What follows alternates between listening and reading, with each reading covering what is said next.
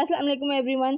तो आज के दिन की शुरुआत हुई है इस पोहे के साथ और सुबह सुबह ही मुझे न्यूज़ मिल चुकी थी कि आज हम जाने वाले हैं शादी में। जी हाँ, किसी का वलीमा अटेंड करना था और दिल यही सोच सोच के खुश था कि भाई आज शाम को खाना नहीं बनाना है। तो पोहा बनाना स्टार्ट किया। मैंने ग्रेटेड नारियल ले लिया था और क्यूकम्बर ले लिया था, क्यूकम्बर का जूस निकाल लिया था।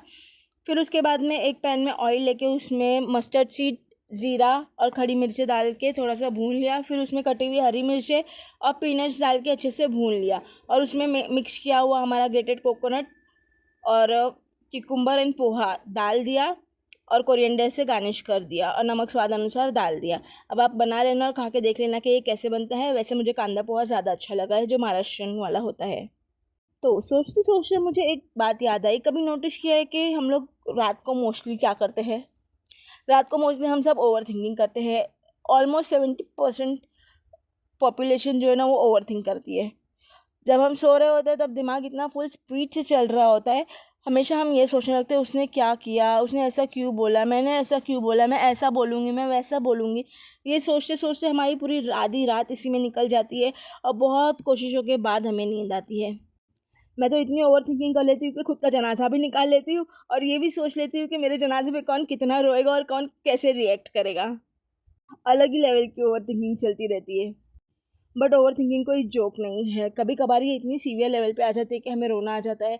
हम सोना चाहते हैं पर हम सो नहीं पाते। क्यों? क्योंकि हमारे दिमाग में ये सारी चीज़ें चल रही होती है। और सबसे फ़नी पार्ट पता है क्या है? कि 90% चीज़ें इसमें से होती भी नहीं है। ओवर थिंकिंग का प्रॉब्लम ये नहीं है कि हम ज़्यादा सोचते हैं, प्रॉब्लम ये है कि हम हर सिचुएशन का वर्स्ट वर्जन इमेजिन कर लेते हैं।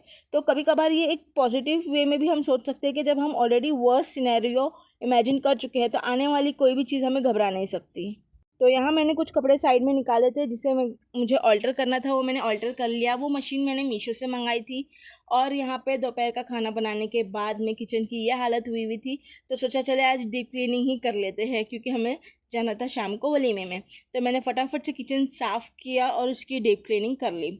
हाँ, तो मैं कह रही थी कि हम सोचते बहुत ज़्यादा है। फॉर एग्ज़ाम्पल, अगर किसी ने हमारा कॉल नहीं उठाया तो हम ये सोचते शायद वो हमें इग्नोर कर रहा है, या फिर वो गुस्सा है, या मेरी कोई वैल्यू नहीं है, या फिर ऐसे करते करते हमारे दिमाग में बहुत सारी चीज़ें चलने लगती है, जबकि रियलिटी कुछ और होती है।